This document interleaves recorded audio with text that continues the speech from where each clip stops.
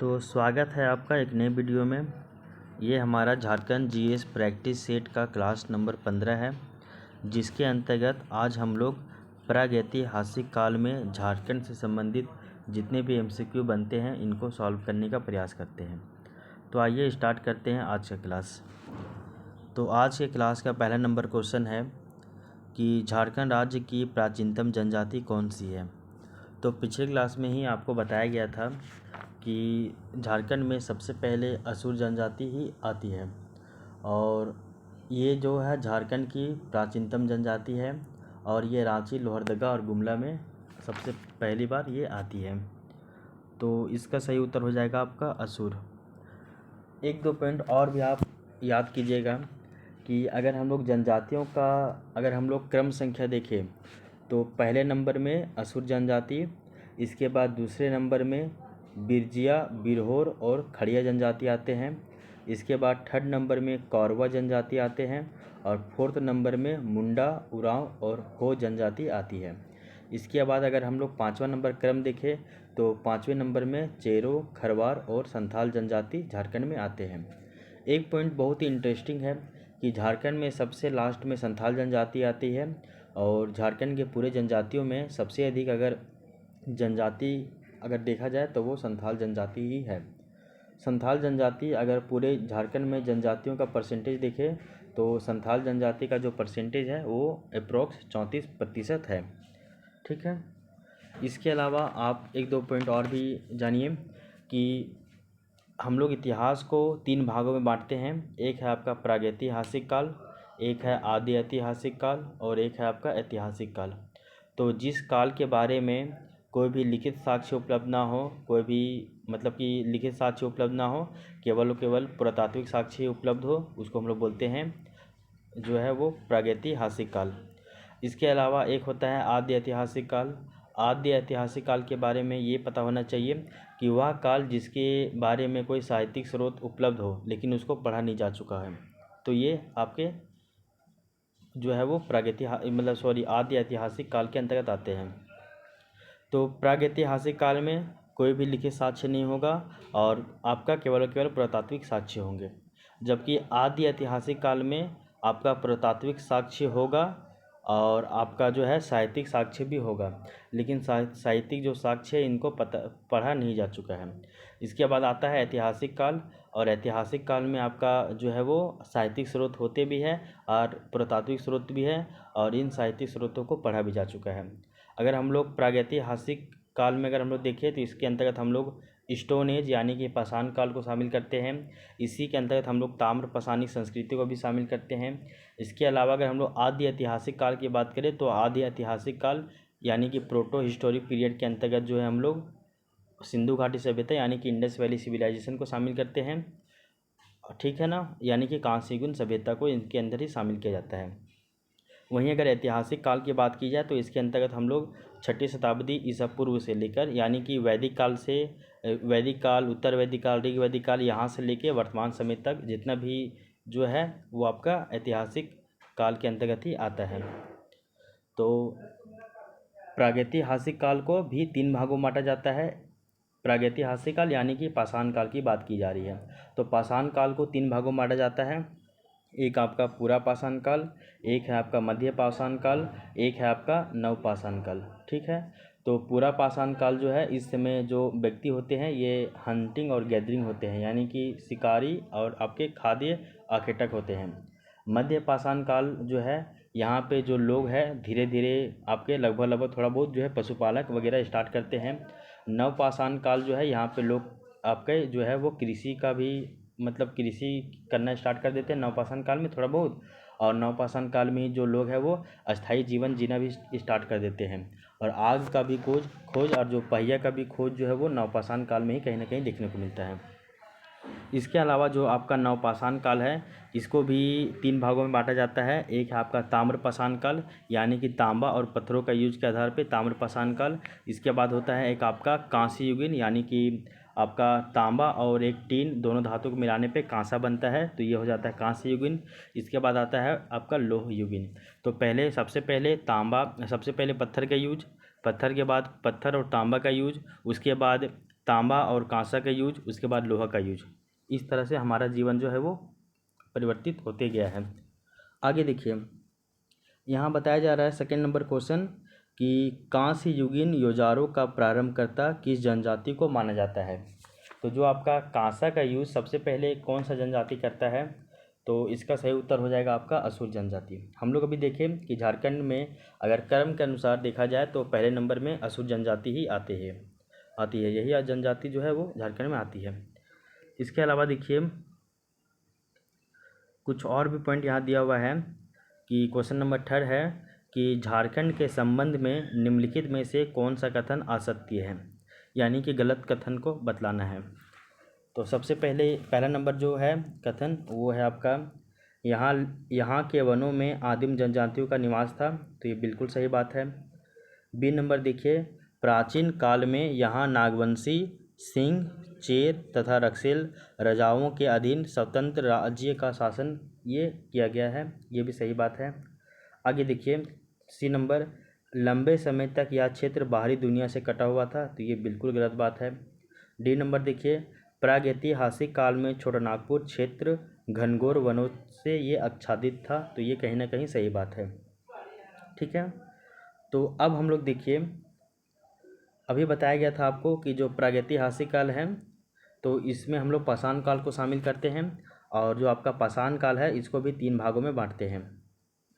कौन कौन है वो देखिए, सबसे पहला है आपका पूरा पाषाण काल, दूसरा है मध्य पाषाण काल और तीसरा है नव पाषाण काल। इन तीनों को हम लोग हिस्ट्री में आगे डिटेल से पढ़ेंगे ही, लेकिन यहाँ पे इनका जिक्र हो रहा है तो इनको थोड़ा थोड़ा एक आप ब्रीफ इंट्रोडक्शन ले लीजिए। अगर हम लोग जो ये पूरा पाषाण काल है इनके बारे में देखें तो इसका जो कालक्रम है वो आपका 25 लाख ईसा पूर्व से लेकर 10,000 ईसा पूर्व तक माना जाता है। पूरा पाषाण काल के जो लोग होते थे वो आखेटक यानी कि शिकारी होते थे, और वे खाद्य संग्राहक भी होते थे। इस काल में जो है इन लोगों को कृषि का ज्ञान नहीं था, और ये जो लोग हैं वो पशुपालन का प्रारंभ भी नहीं करते हैं। तो कृषि और पशुपालन तो आपका आगे होता है, ठीक है ना। आगे देखिए, इस काल में जो है आग की जानकारी जो है थोड़ा बहुत हो चुका था, परंतु उसका उपयोग का उनको ज्ञान नहीं था। इसके अलावा देखिए झारखंड में जो है पूरा पाषाण काल से संबंधित जो अवशेष हजारीबाग, बोकारो, रांची, देवघर, पश्चिमी सिंहभूम, पूर्वी सिंहभूम आदि क्षेत्रों से प्राप्त हुए हैं। ठीक है, इसके अलावा देखिए हजारीबाग से पाषाण कालीन मानव द्वारा निर्मित पत्थर के भी औजार मिलते हैं। तो पाषाण काल का जो मानव है इनके द्वारा पत्थर के औजार जो है यूज किए जाते थे, और उनका साक्ष्य जो है हजारीबाग में मिलता है। आपको एक पॉइंट बता दिया जाए कि जेपीएससी प्रीलिम्स का जो एग्ज़ाम हुआ था 11 to 13 जेपीएससी 17 मार्च 2024 को, इसमें जो है वो प्रागैतिहासिक काल से एक क्षेत्र दे दिया गया था और पूछा गया था कि ये किस प्लेस पे है, और इससे क्या जो है वो मतलब कि औजार या मतलब क्या साक्ष्य मिलता है। तो इस तरह से आप ये समझिए कि इस टॉपिक का इम्पोर्टेंट काफ़ी ज़्यादा है। ठीक है, तो ये पूरा पाषाण काल के बारे में हम लोग समझ गए हैं। अब अगर हम लोग देखिए मध्य पाषाण काल के बारे में, तो मध्य पाषाण काल का जो अगर हम लोग कालक्रम देखें तो ये 10,000 ईसा पूर्व से लेकर 4,000 ईसा पूर्व तक माना जाता है मध्य पाषाण काल। इसके बाद देखिए मध्य पाषाण काल में जो है वो पशुपालन की शुरुआत हो चुकी थी। यहाँ पे लोग कैसे थे, तो वो आखेटक थे और खाद्य संग्राहक थे। यहाँ पे पशुपालन स्टार्ट हो जाता है। इसके अलावा देखिए झारखंड में इस काल के जो अवशेष है वो दुमका में, पलामू, धनबाद, रांची, पश्चिमी सिंहभूम, पूर्वी सिंहभूम आदि क्षेत्रों में देखने को मिलते हैं।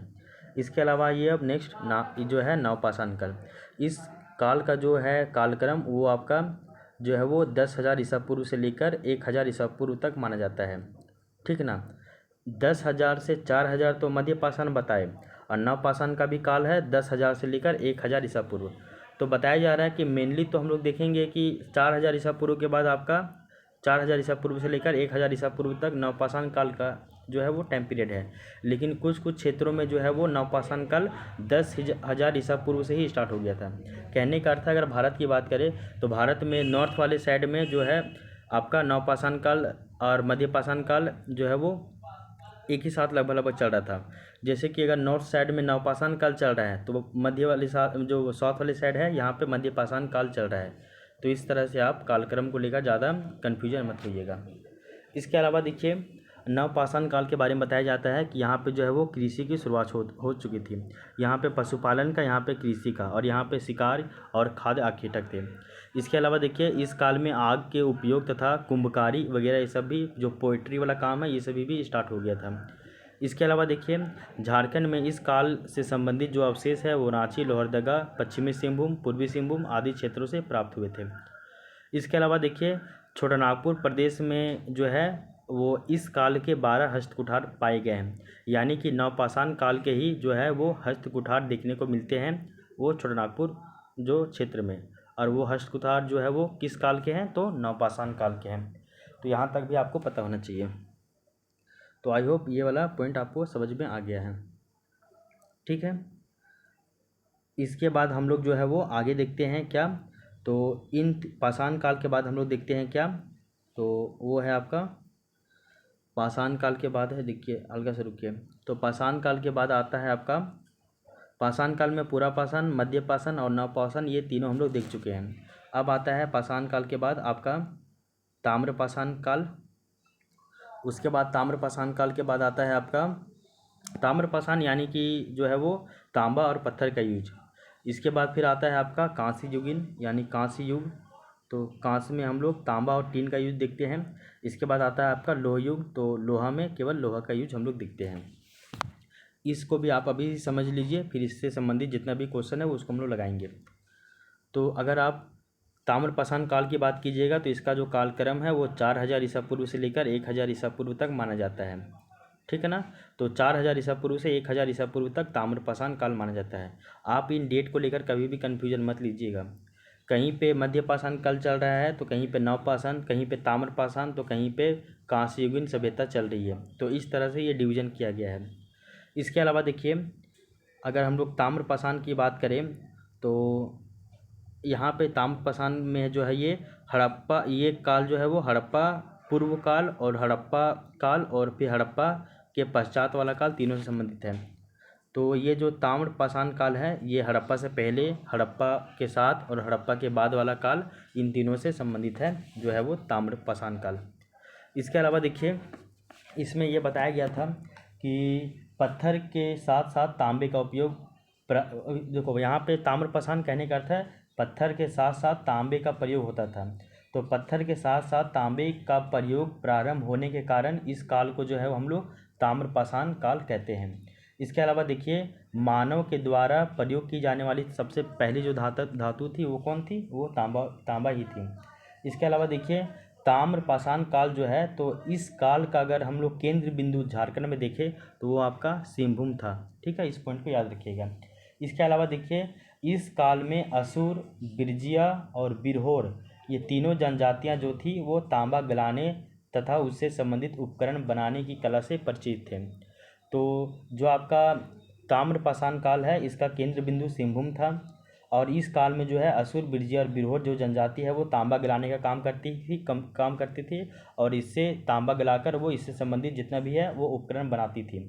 इसके अलावा देखिए झारखंड के कई स्थानों से तांबा की कुल्हाड़ी वगैरह मिलती है, जैसे कि हजारीबाग ये सब। तो झारखंड कई स्थानों से जो है वो इसके साक्ष्य मिलते हैं। तो अगर हम लोग हजारीबाग की बात करें तो हजारीबाग में एक प्लेस है जिसका नाम है बाहरगंडा। तो बाहरगंडा से ना मतलब कि तांबे की 49 खानों का अवशेष जो है वो देखने को मिलता है, ठीक है ना। तो ये आप बाहरगंडा के बारे में भी याद रखिएगा जहाँ से 49 तांबे के खान के अवशेष मिलते हैं। तो ये था आपका ताम्रपाषाणिक संस्कृति के बारे में। इसके अलावा ये भी आप जानिएगा कि हम लोग ताम्रपाषाणिक संस्कृति में देखते हैं तो इस युग में जो है वो तांबा से निर्मित जो उपकरण थे इसका प्रयोग प्रारंभ हो जाता है। इसके अलावा देखिए इस युग में जो है वो असुर, बिरजिया और बिरहोर जनजाति के द्वारा तांबा के खानों से अयस्क को निकालकर उसे गलाकर विभिन्न जो है वो उपकरणों का प्रयोग किया जाता था, ये हम लोग जान चुके हैं। ताम्रपाषाणिक संस्कृति के बाद हम लोग चलते हैं कांस्य युग के बारे में। तो कांस्य युग के बारे में चलते हैं अब। तो कांस्य के बारे में क्या समझिएगा, तो जानिए इस युग में यानी कि कांस्य युग के बारे में बात किया जा रहा है। तो इस युग में तांबे में टीन को मिलाकर कांसा का निर्माण किया जाता था। और जो ये कांसा जो है वो तांबा से थोड़ा सा मजबूत, ये थोड़ा सा क्या था, ये धातु था। और कांसा से निर्मित जो है वो बहुत सारा वस्तुओं का यहाँ पे प्रयोग किया जाता था। फिर एक पॉइंट जानिएगा आप, इसमें कांस्य में क्या जानिएगा, तो तांबा और टीन दोनों को मिलाकर कांसा बनता था और इससे बने हुए वस्तुओं का बहुत ज़्यादा मात्रा में यूज होता था। इसके अलावा एक पॉइंट और भी जानिएगा कि छोटानागपुर क्षेत्र में जो है वो असुर जो झारखंड की प्राचीनतम जनजाति थी ये, और जो बिरजिया है वो झारखंड को कांस्य युगीन औजारों का झारखंड में इन लोगों को प्रारंभ करता माना जाता है। तो कहने का अर्थ है, एक है आपके असुर और दूसरे व्यक्ति हैं बिरजिया। तो असुर और बिरजिया दोनों जनजाति को झारखंड में कांस्य युगीन औजारों का जो है वो प्रारंभ करता माना जाता है। बस यहीं तक इसको याद रखिएगा। कांस्य युग के बाद हम लोग चलते हैं लोह युग के बारे में, और लोह युग के बारे में जो है इम्पोर्टेंट पॉइंट देखिए कि इस युग में लोहा से बने उपकरणों का प्रयोग अधिक मात्रा में किया जाता था और झारखंड के असुर तथा बिरजिया जनजाति को ही लोह युग से निर्मित औजारों का प्रारंभ करता माना जाता था। तो असुर और बिरजिया कांस्य युग का भी जो है कांस्य युगीन औजारों का प्रारंभ करता माने गए, वहीं असुर और बिरजिया जो है वो लोह युग के औजारों का भी प्रारंभ करता माने जाते हैं। इसके अलावा एक पॉइंट और भी जानिए कि असुर तथा बिरजिया जो जनजाति है, तो असुर तथा बिरजिया जनजातियों ने उत्कृष्ट लोह तकनीक का विकास किया था। इसके अलावा एक पॉइंट और भी याद रखिएगा कि इसी युग में जो है वो झारखंड का संपर्क जो था वो सुदूर विदेशी राज्यों से भी था, बाप रे बाप। और झारखंड में निर्मित जो लोहे को इस युग में मेसोपोटामिया तक भेजा जाता था। तो झारखंड की लोहे की बनी हुई औजारें इसको विदेशी राज्यों में भी इसको भेजा जाता था और मेसोपोटामिया तक ये भेजा जाता था। और एक पॉइंट याद रखिएगा कि मेसोपोटामिया में एक जो है वो दशमिक में इस लोहे से तलवार का निर्माण किया जाता था। तो झारखंड का लोहा मेसोपोटामिया तक जाता था और मेसोपोटामिया में इस लोहे से तलवार बनाया जाता था, जिस तलवार को हम लोग दशमिक का तलवार कहते हैं। ठीक है ना, तो ये सभी पॉइंट को आप याद रखिएगा। तो लोह युग में तो लोह से बनी हुई जितनी भी औजारें हैं लोहा से बनी हुई, इनका अगर प्रारंभ करता किन्हीं को मारते हैं तो वो आपका असुर और बिरजिया है। वहीं कांसा से बना हुआ औजारों का अगर प्रारंभ करता झारखंड में माने तो वो भी आपका असुर और बिरजिया है। ठीक है, और इसके अलावा अगर हम लोग तांबा से बने हुए औजारों का अगर प्रारंभ करता झारखंड में माने तो वो आपका असुर, बिरजिया और जो है वो बिरहोर तीनों आ जाएगा। ये तीनों थे। ठीक है, तो आई होप ये तीनों पॉइंट आपको हम समझाने में सफल रहे हैं। अब हम लोग इससे संबंधित जितने भी MCQ है उनको लगाते हैं। तो क्वेश्चन नंबर 4 देखिए, नवपाषाण काल में प्राप्त 12 हस्तकुठारों में से कितने हस्तकुठार जो है वो झारखंड के छोटानागपुर प्रदेश में पाए गए थे। तो अभी आपको बताया गया था ना कि झारखंड में जो है वो 12 हस्तकुठार जो है वो देखने को मिलते हैं छोटानागपुर प्रदेश में। तो 12 के 12 हस्तकुठार जो है वो छोटानागपुर प्रदेश में पाए गए थे। इसके अलावा देखिए क्वेश्चन नंबर 5 कि झारखंड में ताम्रपाषाण काल का केंद्र बिंदु कौन सा था। तो अगर हम लोग ताम्रपाषाण काल का अगर केंद्र बिंदु की बात करें तो ये जो इसका केंद्र बिंदु मतलब कि जो था वो सिंहभूम था, यानी कि ऑप्शन नंबर बी। अब क्वेश्चन नंबर 6 देखिए, झारखंड के किस स्थान से तांबे की 49 खानों के अवशेष प्राप्त हुए हैं जिसका संबंध जो है वो ताम्रपाषाण काल से है। तो ये आपको पता होना चाहिए, बाहरगंडा, हजारीबाग के बाहरगंडा से 49 जो है वो तांबे की खान का अवशेष मिलता है। इसके अलावा देखिए नेक्स्ट नंबर क्वेश्चन की बात करते हैं हम लोग, वो है आपका क्वेश्चन नंबर 7 कि झारखंड की किन जनजाति को लोह युगीन औजारों का प्रारंभ करता माना जाता है। तो अगर हम लोग देखें तो लोह युगीन औजारों का प्रारंभ करता जो है वो असुर और बिरजिया को माना जाता है, तो ऑप्शन नंबर बी। इसके बाद झारखंड में कांस्य युगीन औजारों का प्रारंभ करता भी असुर और बिरजिया को ही माना जाता है। इसके अलावा झारखंड में जो है वो तांबा से बनी हुई वस्तुओं का जो प्रारंभ करता है वो असुर, बिरजिया और बिरहोर तीनों को माना जाता है। तो वहाँ पे जो है वो बिरहोर भी शामिल हो जाएगा, बाकी बात असुर और बिरजिया एक साथ चलेंगे।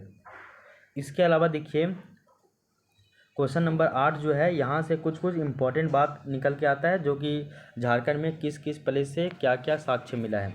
तो इसको समझने से पहले आप 2-3 पॉइंट याद कर लीजिए, उसके बाद इस क्वेश्चन को सॉल्व करने में आसानी होगा। आप एक पॉइंट याद रखिएगा कि विभिन्न स्थानों से जो प्राप्त पुरातात्विक अवशेष है इनका लिस्ट हम लोग दिखते हैं। तो आपको जो है कुछ कुछ डिस्ट्रिक्ट का नाम और वहाँ पे प्लेसेस को याद रखना पड़ेगा। तो अगर हम लोग देखें तो सबसे पहला नंबर जो है वो आता है आपका हजारीबाग का। और हजारीबाग में जो है वो 4 प्लेस है हजारीबाग में। पहला है इसको, और दूसरा है सीतागढ़, तीसरा है दूध पानी, और चौथा है दुमदुमा। तो इसको से जो है वो आदि मानव के चित्र मिलते हैं। इसको से सूर्य मंदिर और शैल चित्र दीर्घा का भी जो है वहाँ पे जो है चित्र वगैरह दिखाई देता है। अगर हम लोग हजारीबाग में एक प्लेस और है सीतागढ़, तो सीतागढ़ की बात करें तो यहाँ से 6ठी शताब्दी में निर्मित बौद्ध मठ के अवशेष देखने को मिलते हैं। वहीं हजारीबाग के एक और प्लेस दूधपानी की बात करें तो यहाँ से 8वीं शताब्दी के अभिलेख मिलते हैं। वहीं हजारीबाग के दुमदुमा की बात करें तो यहाँ से शिवलिंग जो है वो मिलता है। तो हजारीबाग के 4 प्लेस याद रखिएगा हमेशा। कौन कौन? पहला है इसको, ठीक है, तो इसको याद रखिएगा। दूसरा है आपका सीतागढ़ पहाड़, तीसरा है आपका दूध पानी, ठीक है, और चौथा है आपका दुमदुमा। तो इन सभी को याद रखिएगा और यहाँ से क्या क्या मिले हैं वो भी याद रखिएगा। तो इसको से आदि मानव के चित्र, सूर्य मंदिर का चित्र और शैल चित्र दीर्घा मिलता है। सीतागढ़ पहाड़ से आपका बौद्ध मठ का अवशेष मिलता है जो कि 6ठी शताब्दी का रहता है। दूध पानी से आपका 8वीं शताब्दी के अभिलेख मिलते हैं, जबकि दुमदुमा से शिवलिंग मिलता है। तो ये पॉइंट आपको पता होना चाहिए। तो क्वेश्चन नंबर 8 देखिए कि निम्नलिखित में से किस स्थान पर झारखंड में नक्षत्र मंडल, अंतरिक्ष यान एवं अंतरिक्ष मानव के जो है वो पुरातात्विक साक्ष्य प्राप्त हुए हैं। तो ये आपका 8 है। तो 8 का जो आंसर सही होगा वो ऑप्शन नंबर बी होगा, ठीक है ना, ये याद रखिएगा। तो हजारीबाग में 4 प्लेस है। इसको आपका पहला इसको है, दूसरा सीतागढ़ है, तीसरा दूध पानी, चौथा दुमदुमा। तो इसको से ये मिला है नक्षत्र मंडल, अंतरिक्ष यान और अंतरिक्ष मानव के जो है वो ये सब चित्र मिलते हैं। इसके अलावा यहाँ पे सूर्य मंदिर के भी अवशेष वगैरह देखने को मिलते हैं, मतलब उसका चित्र बना हुआ। वहीं अगर हम लोग सीतागढ़ पहाड़ की बात करें तो यहाँ से बौद्ध मठ का अवशेष मिलता है 6ठी शताब्दी का। अगर दूध पानी की बात करें तो दूध पानी से जो है वो 8वीं शताब्दी का अभिलेख मिलता है और दुमदुमा से शिवलिंग मिलता है। इसके अलावा यहाँ पे 2 ठो और भी नाम है, वो आपका एक है गढ़वा और एक है आपका बेनूसागर जो कि सिंहभूम है। तो इसके अलावा आप ये याद रखिएगा कि अगर हम लोग सिंहभूम की बात करें तो जिस तरह हम लोग हजारीबाग में 4 प्लेस का नाम याद किए, उसी तरह सिंहभूम में भी 4 प्लेस है, इनका भी नाम याद कर लीजिए।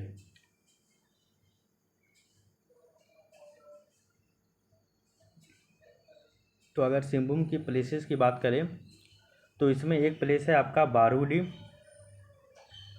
चारों बी से ही स्टार्ट है। एक है बारूडी, दूसरा है बोनगरा, तीसरा है आपका बानाघाट और चौथा जो है वो है आपका बेनू सागर। तो हजारीबाग में 4 प्लेस, उसी तरह सिंहभूम में भी 4 प्लेस है, बारूडी, बोनगरा, बानाघाट और बेनू सागर। अगर बारूडी की बात करें तो यहाँ से पाषाणकालीन मृदभांड मिलते हैं, यानी कि मिट्टी के बर्तन। यहाँ से पत्थर की हथौड़ी मिलती है और यहाँ पे पक्की मिट्टी के मटके मिलते हैं। अगर बोनगरा की बात करें तो यहाँ से हाथ से बने हुए मृदभांड यानी कि मिट्टी के बर्तन मिलते हैं। यहाँ से पत्थर के मनके मिलते हैं और यहाँ से कुल्हाड़ी भी देखने को मिलता है। वहीं अगर बानाघाट की बात करें तो यहाँ से नवपाषाण कालीन जो है वो पत्थर मिलते हैं। जैसे नवपाषाण काल का जो है एक आपका मिलता है 12 हस्त कुठार, वो छोटानागपुर प्रदेश से मिलता है। तो उसी तरह बानाघाट से भी नवपाषाण कालीन पत्थर मिलते हैं और यहाँ से काले रंग का मृदभांड मिलता है, ये स्पेशल है काले रंग का मृदभांड। वहीं अगर बेनू सागर की बात की जाए तो बेनू सागर से आपका 7वीं शताब्दी की जैन मूर्तियाँ देखने को मिलती हैं, ठीक है, इस वाले पॉइंट को भी आप याद रखिएगा। तो हजारीबाग में 4 प्लेस, इसको, सीतागढ़, दूधपानी और दुमदुमा। वहीं सिंहभूम में भी 4 प्लेस, बारूडी, बोनगरा, बेनू सागर और बानाघाट। तो अभी आपको बताया गया था ये जो है इसको हजारीबाग में है और यहाँ से आपका आदि मानव चित्र, सूर्य मंदिर, शैल चित्र दीर्घा और अंतरिक्ष यान वगैरह मिलता है। दूध पानी से जो है वो आपका 8वीं शताब्दी के अभिलेख मिलते हैं। फिर अभी देखिए बेनू सागर, यहाँ से आपका 7वीं शताब्दी की जैन मूर्तियाँ मिलती हैं। वहीं एक प्लेस याद रखिएगा गढ़वा में भी है, और गढ़वा में जो भावनाथपुर है यहाँ से प्रागैतिहासिक काल की गुफाएं मिलती है। तो यहाँ से केव वगैरह यानी कि गुफा मिलता है भावनाथपुर गढ़वा से। अब देखते हैं हम लोग क्वेश्चन नंबर 9 कि झारखंड के किस स्थान से बौद्ध मठ के अवशेष जो है वो प्राप्त हुए हैं। तो अगर हम लोग बौद्ध मठ के अवशेष देखें तो अभी आपको बताया गया था कि सीतागढ़ पहाड़ से 6ठी शताब्दी में निर्मित बौद्ध मठ के अवशेष मिलते हैं। तो ये आपका हजारीबाग के सीतागढ़ पहाड़ में स्थित है। तो यहाँ पे हजारीबाग सीतागढ़ पहाड़ से मिलते हैं। हजारीबाग में 4 प्लेस, इसको सीतागढ़, फिर आपका दुमदुमा और दूध पानी। तो सीतागढ़ पहाड़ से 6ठी शताब्दी में निर्मित बौद्ध मठ का अवशेष मिलता है। वहीं दुमदुमा की बात करें तो दुमदुमा में शिवलिंग मिलता है। इसके अलावा हम लोग बात किए थे सिंहभूम में भी 4 प्लेस है, बारूडी, बोनगरा, बानाघाट और बेनुसागर। तो जो आपका बारूडी है, बारूडी से आपका क्या मिलता है, तो याद रखिएगा पाषाण कालीन मृदभांड मिलते हैं। तो पाषाण काल का जो है मृदभांड मिलता है, पत्थर की हथौड़ी मिलती है, ये सब मिलता है। तो यहाँ पे मृदभांड मिलता है, तो बारूडी से मृदभांड याद रखिएगा। उसके अलावा देखिए यहाँ पे एक और नाम दिया हुआ है, वो है आपका रांची में नामकुम। तो नामकुम जो कि रांची में है, यहाँ से तांबे और लोहे के औजार मिलते हैं और बाण के फलक मिलते हैं। तो तांबा प्लस लोहा इसका औजार मिलता है और बाण के फलक मिलते हैं नामकुम रांची से। तो आई होप ये सब कुछ आपको समझ में आ रहा होगा। अब देखते हैं हम लोग क्वेश्चन नंबर 10 की बात करते हैं, ये भी इम्पोर्टेंट है कि झारखंड के किस स्थान से पुरातात्विक काल के आखेट के चित्र प्राप्त हुए हैं जिनमें हिरण, भैंसा आदि के चित्र बने हुए हैं। तो आपको पता होना चाहिए कि कहाँ पे ये सभी देखने को मिलते हैं। तो इसका जो सही उत्तर हो जाएगा क्वेश्चन नंबर 10। तो क्वेश्चन नंबर 10 का जो सही उत्तर है ये आपके भावनाथपुर गढ़वा का ही देखने को मिलता है। तो भावनाथपुर जो गढ़वा में है, तो अभी आपको बताया गया था ना भावनाथपुर गढ़वा में प्रागैतिहासिक काल की गुफाएं मिलती है, ये बताया गया था। इसके अलावा हम लोग देखें तो दुमदुमा से आपका शिवलिंग मिलता है। छोटानागपुर के पठारी क्षेत्र से आपका बताया गया था नवपाषाण काल का जो है वो मतलब कि 12 हस्तकुठार देखने को मिलते हैं। इसके अलावा देखिए तो एक प्लेस आपका पलामू में है जिसका नाम है मेदिनीनगर। तो पलामू के जो मेदिनीनगर है यहाँ से भी कुछ जो है वो स्थल देखने को मिलते हैं। नहीं, ये गलत हो गया। पलामू में मेदिनीनगर नहीं, पलामू में एक प्लेस है पांडु, ठीक है ना, और रामगढ़ में एक प्लेस है मांडू, इसको भी याद रखिएगा, थोड़ा सा यूनिक हो गया ना। तो पलामू में एक प्लेस है पांडु, वहाँ से जो है वो 4 पाए वाली पत्थर की चौकी मिलती है जिसको पटना संग्रहालय में संरक्षित किया गया है। तो पांडु पलामू से 4 पाए वाली पत्थर की चौकी देखने को मिलती है। इसके अलावा देखिए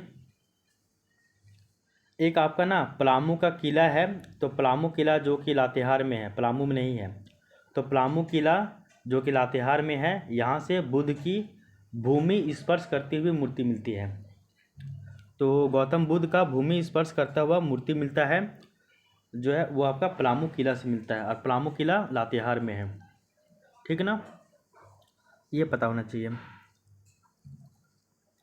अब क्वेश्चन नंबर 11 की बात करते हैं कि निम्नलिखित में किस स्थान पर 7वीं शताब्दी की जैन मूर्तियाँ देखने को मिलती है।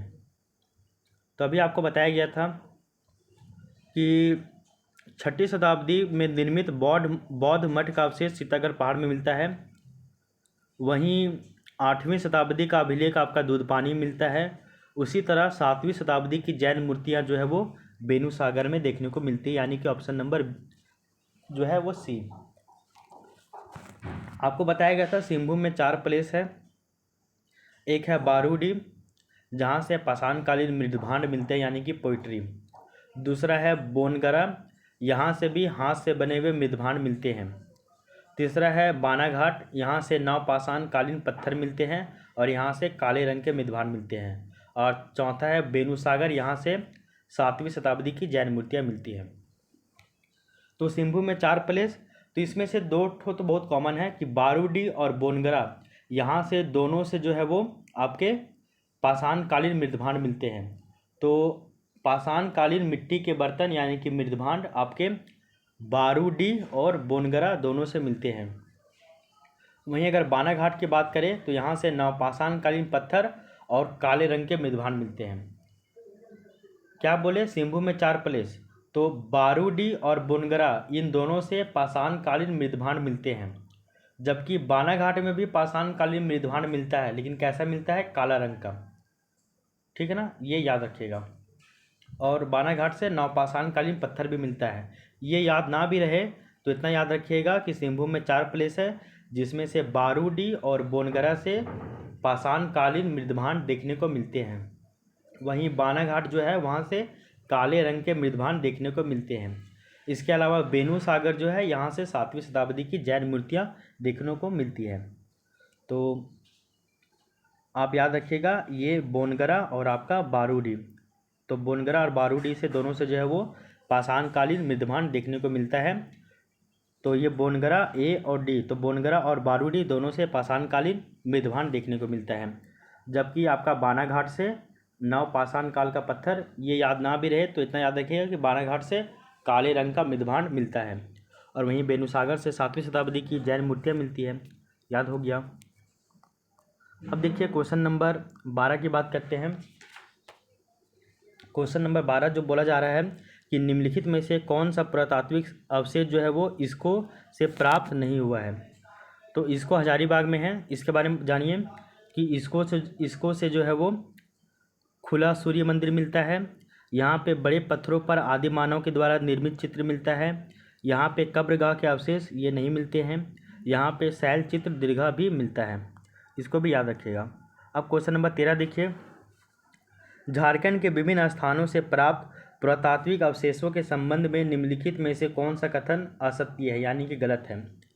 तो एक पता होना चाहिए। पहला नंबर ऑप्शन है, यहाँ बोला जा रहा है कि लूपगढ़ी से कब्रगाह के अवशेष प्राप्त हुए हैं। तो ये बिल्कुल सही बात है कि लूपगढ़ी जो है यहाँ से कब्रगाह के अवशेष मिलते हैं, और साथ ही साथ कब्र के अंदर तांबे के आभूषण ये भी मिलता है। आगे देखिए, नामकुम जो कि रांची में है, इसके बारे में बताया जा रहा है कि नामकुम से तांबे एवं लोहे के औजार मिलते हैं तथा बाण के फलक भी मिलते हैं। तो ये भी सही बात है। इसके अलावा देखिए ऑप्शन नंबर सी बताया जा रहा है कि दुमदुमा से 8वीं शताब्दी के अभिलेख मिलते हैं। तो ये क्या बताया जा रहा है, दुमदुमा से 8वीं शताब्दी के अभिलेख, ये बिल्कुल गलत बात है। तो 8वीं शताब्दी के अभिलेख मिलता है लेकिन दुमदुमा से नहीं, ये आपका दूध पानी से मिलता है। ठीक है ना, इसको याद रखिए। इसके अलावा आप ये तो गलत हो जाएगा। फिर ये 8वीं शताब्दी का अभिलेख दुमदुमा से नहीं बल्कि दूध पानी से मिलता है, और दुमदुमा से आपका जो है वो शिवलिंग मिलता है। इसके अलावा ऑप्शन नंबर डी देखिए, बोनगरा से हाथ से बने हुए मृदभांड तथा पत्थर के मनके मिलते हैं। तो ये सही बात है। अभी आपको बताया गया था ना कि सिंहभूम के बोनगरा और बारूडी इन दोनों से पाषाणकालीन मृदभांड मिलते हैं। वहीं बानाघाट से काले रंग की मृदभांड देखने को मिलता है, और बेनूसागर से 7वीं शताब्दी की जैन मूर्तियाँ मिलती हैं। इसके अलावा देखिए क्वेश्चन नंबर 14, झारखंड में किस काल के सबसे प्राचीन अवशेष प्राप्त हुए हैं। तो सबसे प्राचीन अवशेष जो है वो किस काल का देखने को मिलता है झारखंड में। तो आपको पता होना चाहिए, ये पूर्व पाषाण काल जो है इसका अवशेष झारखंड में सबसे पहले मिलता है। झारखंड में पूर्व पाषाण काल, पूर्व पूरा पाषाण काल, मध्य पूरा पाषाण काल, नव पूरा पाषाण काल, उसके बाद है आपका नव पाषाण काल, फिर मध्य पाषाण काल, इन सभी का जो अवशेष देखने को मिलता है। और सबसे पहले जो है वो पूरा पाषाण काल का अवशेष मिलता है, यानी कि option number A. Question number 15 देखिए, झारखंड के निम्नलिखित में से किस स्थान से पाषाण कालीन मानव द्वारा निर्मित पत्थर के औजार मिलते हैं। तो ये 15 नंबर थोड़ा सा ट्रिकी है। तो इसका जो 15 का सही उत्तर हो जाएगा आपका ऑप्शन नंबर ए, हजारीबाग। कहने का अर्थ है कि झारखंड के हजारीबाग स्थान से पाषाणकालीन मानव के द्वारा निर्मित पत्थर के औजार मिलते हैं। इसको हम लोग कैसे जाने, तभी आपको बताया गया था ना कि जो आपका मतलब कि हजारीबाग का बाहर गड्ढा है तो हजारीबाग का जो बाहर गड्ढा है यहाँ से 49 तांबे के खान मिलते हैं।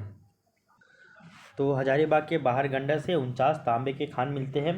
तो इस आधार पे बताया जा सकता है कि झारखंड के हजारीबाग जो स्थान है यहाँ से पाषाण कालीन मानव के द्वारा निर्मित पत्थर के औजार मिलते हैं। तो ये इसका सही उत्तर हो जाएगा हजारीबाग।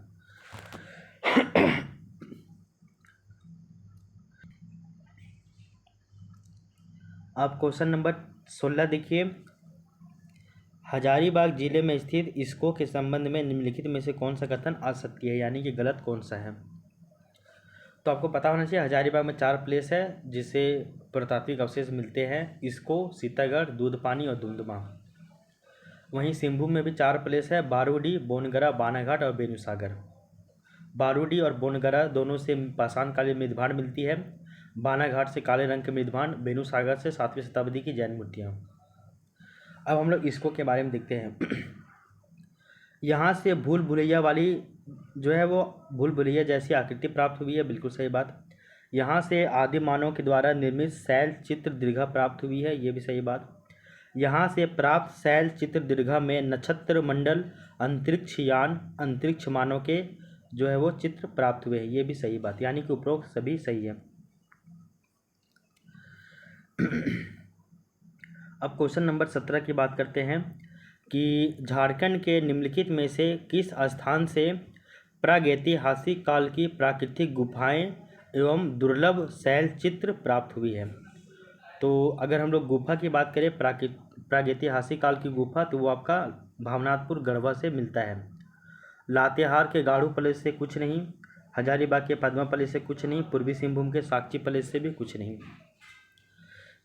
अगर हम लोग देखें लातेहार में एक पलामू किला है, तो पलामू किला से गौतम बुद्ध की भूमि स्पर्श करती हुई मूर्ति मिलती है।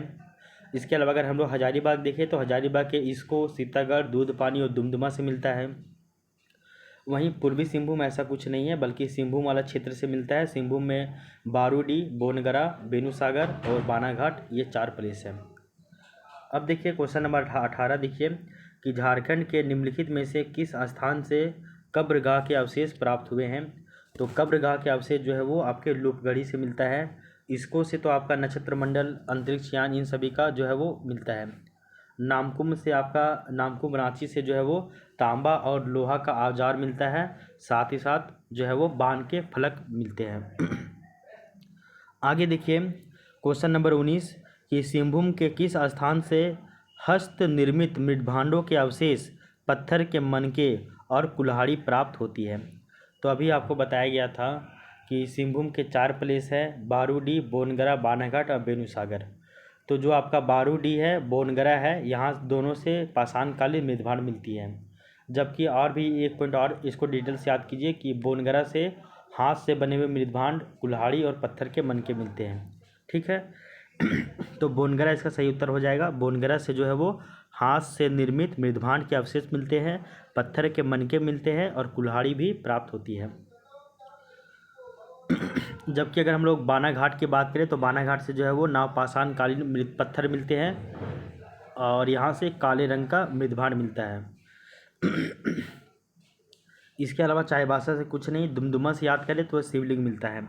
क्वेश्चन नंबर 20 देखिए कि झारखंड के किस जिले से प्रागैतिहासिक कालीन कांसे का प्याला मिलता है। तो अगर कांसे की प्याला की बात की जाए तो ये लोहरदगा से मिलता है। तो कांसे का प्याला लोहरदगा से मिलता है। क्वेश्चन नंबर 21 देखिए, झारखंड के किस स्थान से 4 पाए वाली पत्थर की चौकी मिली जिसे पटना संग्रहालय में रखा गया है। तो ये आपको पता होना चाहिए कि पलामू में एक प्लेस है पांडू। तो पलामू के पांडू जो स्थान है, यहाँ से 4 पाए वाली पत्थर की चौकी मिली है जिसको पटना संग्रहालय में रखा गया है। तो पलामू में पांडू भी है, पांकी भी है, पांकी से याद कीजिएगा। इसके अलावा देखिएगा तो इसको से हम लोग देखें यहाँ पे जो जो गुफा वगैरह मिला है, तो इसको में नक्षत्र मंडल, अंतरिक्ष यान, अंतरिक्ष मानव के चित्र मिलते हैं। और इसको का जो गांव है यहाँ से भूमिगत गुफा भी मिलता है। तो एक आपका गुफा याद कीजिएगा भावनाथपुर गढ़वा में मिलता है, प्रागैतिहासिक काल की गुफाएं। और एक जो है इसको गांव में भी भूमिगत यानी कि भूमि के अंदर गुफा मिलती है। और इसको से आपका आदि मानव के चित्र, सूर्य मंदिर, शैल चित्र दीर्घा, नक्षत्र मंदिर, अंतरिक्ष यान, अंतरिक्ष मानव के चित्र, ये सभी मिलते हैं। ठीक है। तो आई होप यहाँ तक आपको पता होना चाहिए। इसके अलावा देखिए बरवाडी के बारे में वैसा कोई डिटेल्स नहीं है। अब देखिए क्वेश्चन नंबर 22। तो 22 बोला जा रहा है इसमें कि इनमें से किस स्थान से मिट्टी की दीवार, मिट्टी के कलश और तांबे के औजार मिलते हैं। तो अगर क्वेश्चन नंबर 22 की बात की जाए तो इसका जो 22 का सही उत्तर होगा वो आपका पांडु ही होगा। पांडु से ही आपका मिट्टी की दीवार, मिट्टी की कलश और तांबे के औजार मिलते हैं, और पांडु से ही आपका जो है वो 4 पाए वाली पत्थर की चौकी मिलती है। दुमदुमा से हम लोग देखिए कि शिवलिंग मिला, इटखोरी से वैसा कुछ नहीं, पद्मा से कुछ नहीं। क्वेश्चन नंबर 23 देखिए कि हजारीबाग के किस जिले से जो है वो आदि मानव द्वारा निर्मित विशाल खुला सूर्य मंदिर मिला है। तो अगर हम लोग इसकी बात करें विशाल खुला सूर्य मंदिर, तो ये इसको से मिला है, हम लोग जानते हैं। दुमदुमा से आपका शिवलिंग मिला, लूपगढ़ी से कब्रगाह का अवशेष मिला, बेनुसागर यहाँ से 7वीं शताब्दी की जैन मूर्तियाँ मिली। क्वेश्चन नंबर 24 देखिए हजारीबाग जिले के किस स्थान से तांबे के 49 खानों के अवशेष मिले हैं। तो ये आपका देखिएगा तो बाहरगंडा है, ये हो गया। दूध पानी से आपका 8वीं शताब्दी के अभिलेख मिले हैं। दुमदुमा से आपका शिवलिंग मिला है, और इसको से जो है वो आपका आदिमानव के चित्र ये सभी मिले हैं। नक्षत्र मंडल, अंतरिक्षयान के चित्र मिले हैं। तो ये चारों प्लेस आपका हजारीबाग का ही है। इसमें केवल एक सीतागढ़ पहाड़ छुटा हुआ है। सीतागढ़ से जो है वो 8वीं शताब्दी की, 8वीं नहीं मतलब 6ठी शताब्दी में निर्मित बौद्ध मठ के अवशेष मिलते हैं। क्वेश्चन नंबर 25 देखिए हजारीबाग जिले के किस स्थान से प्राप्त कब्रगाह के अंदर तांबे के आभूषण और पत्थर के मनके मिलते हैं। ये हजारीबाग की बात की जा रही है। तो अगर हम लोग देखें तो बेनुसागर तो हजारीबाग में है नहीं, तो ये ऑप्शन एलिमिनेट हो जाएगा। बेनुसागर में हम लोग जानते हैं कि बेनुसागर जो है यहाँ से 7वीं शताब्दी की जैन मूर्तियाँ मिलती है। इसके अलावा जो लूपगढ़ी है ये भी हजारीबाग में नहीं है, और लूपगढ़ी से जो है वो कब्रगाह के अवशेष मिलते हैं, और कब्र के जो अंदर है वो तांबे के अवशेष मिलते हैं। अच्छा सॉरी, लूपगढ़ी जो है वो हजारीबाग में ही है, ठीक है ना। तो लूपगढ़ी जो है वो हजारीबाग में ही है, और लूपगढ़ी से जो है वो कब्रगाह के अवशेष मिलते हैं, और साथ ही साथ कब्र के अंदर तांबे के आभूषण भी देखने को मिलते हैं, और पत्थर के मनके भी मिलते हैं। तो इसका सही उत्तर आपका लूपगढ़ी हो जाएगा। दूध पानी से जो है वो 8वीं शताब्दी के अभिलेख मिलते हैं, जबकि दुमदुमा से जो है वो शिवलिंग मिलता है। तो लूपगढ़ी भी हजारीबाग का ही प्लेस है, इसको भी आप याद रखिएगा। अब देखिए क्वेश्चन नंबर 26 देखिए कि रांची जिले के किस स्थान से तांबे व लोहे के औजार एवं बाण के फलक मिलते हैं। तो ये जो है तांबे और लोहे के औजार और बाण के फलक जो है वो रांची के नामकुम से मिलते हैं। कांके, हटिया, रातू का कोई भी जिक्र नहीं है। क्वेश्चन नंबर 27 देखिए झारखंड के निम्नलिखित में से किस जिले से कांसे का प्याला मिलता है। तो कांसे का प्याला लोहरदगा से मिलता है।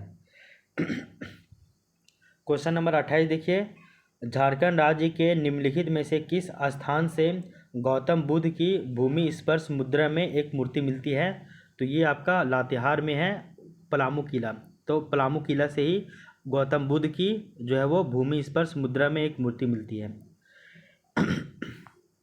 क्वेश्चन नंबर 29 देखिए झारखंड राज्य के क्वेश्चन नंबर 29 देखिए झारखंड राज्य के निम्न में से किस स्थान से मिट्टी की सुराही में चांदी के सिक्के मिलते हैं।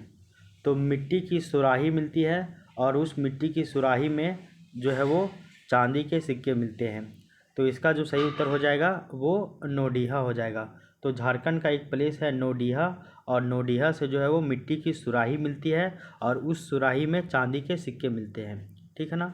हम लोग जानते हैं कि बोनगरा, तो बोनगरा से आपका और बारूडी से आपका पाषाण काल की मिधभांड मिलती है, और बोनगरा से आपका हाथ से बने हुए मुद्भांड, कुल्हाड़ी और पत्थर के मनके मिलते हैं। इसके अलावा लूपगढ़ी से आपका कब्रगाह के अवशेष मिलते हैं, और कब्र के अंदर तांबे के आभूषण भी मिलते हैं। लूपगढ़ी भी आपका हजारीबाग का ही प्लेस है। बेनुसागर जो है वो सिंहभूम का प्लेस है, और बेनुसागर से 7वीं शताब्दी की जैन मूर्तियाँ मिलती हैं। और नौडीहा से आपका मिट्टी की सुराही मिलती है, जिसके अंदर है वो चांदी के सिक्के देखने को मिलते हैं। अब देखते हैं क्वेश्चन नंबर 30 कि झारखंड के किस जिले में मिट्टी की सुराही में 102 चांदी के सिक्के मिलते हैं। तो इसका जो सही उत्तर है वो आपका ऑप्शन नंबर डी यानी कि पलामू।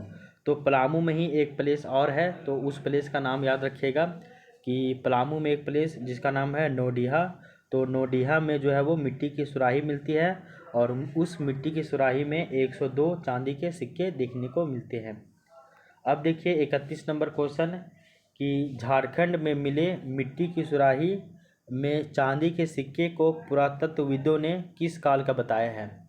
तो हमको अभी हम लोग जाने कि झारखंड के पलामू ज़िले में एक प्लेस है जिसका नाम है नोडिहा, वहाँ पे मिट्टी का सुराही मिला है और मिट्टी के सुराही के अंदर जो है वो 102 चांदी के सिक्के मिले हैं। और ये जो चांदी का सिक्का है इसको जो पुरातत्वविद है ये किस काल के बताते हैं, तो इसका जो सही उत्तर हो जाएगा ऑप्शन नंबर सी, यानी कि औरंगजेब काल के बताते हैं।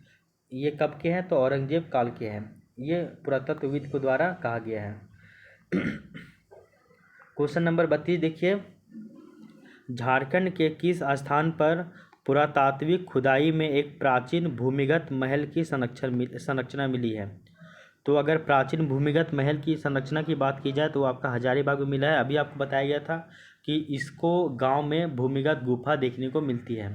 और अगर हम लोग ऐसे ही प्रागैतिहासिक काल की गुफा की बात करें तो वो भावनाथपुर गढ़वा में है। आगे देखिए क्वेश्चन नंबर 33 कि झारखंड में स्थित किस जिले की पुरातात्विक खुदाई में एक प्राचीन भूमिगत महल लगभग 600 वर्ष जो है वो पुरानी इसकी संरचना देखने को मिलती है। तो 33 नंबर का जो है आंसर हो जाएगा, अच्छा सॉरी, भूमिगत महल वाला जो इसका सही उत्तर हो जाएगा वो आपका गुमला हो जाएगा भाई, सॉरी। एक पॉइंट याद रखिएगा कि झारखंड का जो है इसको गांव वहाँ पे भूमिगत गुफा मिलती है। और जो आपका जो नवरत्नगढ़ का जो किला है, तो नवरत्नगढ़ का जो किला है यहाँ पे भूमिगत महल मिलता है, ये भूमिगत गुफा नहीं है। अगर भूमिगत गुफा की बात की जाए तो वो आपका हजारीबाग के इसको में है, लेकिन अगर आप भूमिगत महल की बात की जाए तो वो आपका गुमला ज़िले में है और ये नवरत्नगढ़ का किला है, ठीक है ना। तो इसका सही उत्तर हो जाएगा नवरत्नगढ़ का किला। मानसिंह का भी किला होता है, पद्मा का किला भी है, पलामू का किला लातेहार में है, पद्मा का किला हजारीबाग में है, मानसिंह का किला कहाँ है, इसको आप कमेंट में बताइएगा। इसके बाद क्वेश्चन नंबर 34 देखिए कि नवरत्नगढ़ का किला जो कि गुमला में है, इसको किस वर्ष राष्ट्रीय पुरातात्विक धरोहर जो है वो घोषित किया गया है। तो नवरत्नगढ़ के किला को जो है वो 2009 में नवरत्नगढ़ के किला को 2009 में राष्ट्रीय पुरातात्विक धरोहर घोषित किया गया था। इसके अलावा देखिए आज का सेकेंड लास्ट क्वेश्चन कि मई 2019 में भारतीय पुरातत्व विभाग जो कि रांची सर्किल में है, तो रांची सर्किल ने किस काल के अवशेष रांची, रामगढ़, सिमडेगा व पश्चिमी सिंहभूम में खोजा है। तो इसका सही उत्तर हो जाएगा आपका पूरा पाषाण काल का, बाप रे बाप। क्वेश्चन नंबर 36 देखिए कि मई 2019 में भारतीय पुरातत्व विभाग रांची सर्किल ने लगभग कितने वर्ष पुराने पूरा पाषाण काल के अवशेष रांची, रामगढ़, सिमडेगा और पश्चिमी सिंहभूम में खोजा है। तो इसका जो सही उत्तर हो जाएगा वो आपका ऑप्शन नंबर बी हो जाएगा।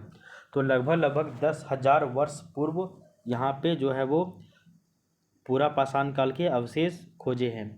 कौन, तो भारतीय पुरातत्व विभाग रांची सर्कल ने, ठीक है ना। आप देखिए ये हमारा जो था वो आज का क्लास यहीं पे हम लोग एंड करते हैं। ये टॉपिक भी हम लोग का एंड हो गया है। तो आज के टॉपिक में आज के क्लास में हम लोग प्रागैतिहासिक काल में झारखंड से संबंधित जितने भी MCQ बन सकते थे, जितने भी फैक्ट, जितने भी कॉन्सेप्ट और जितने भी डाटा बन सकते थे, इन सभी को ही हम लोग इस क्लास में कवर किए हैं। तो आई होप ये क्लास आपको पसंद आया होगा। अब मिलते हैं हम लोग नेक्स्ट क्लास में, जिसमें हम लोग झारखंड में धार्मिक आंदोलन जिसके बारे में चर्चा करेंगे। तो धार्मिक आंदोलन में हम लोग जैन धर्म और बौद्ध धर्म के बारे में पढ़ेंगे। तो तब तक के लिए thank you, take care, bye bye, मिलते हैं नेक्स्ट क्लास में।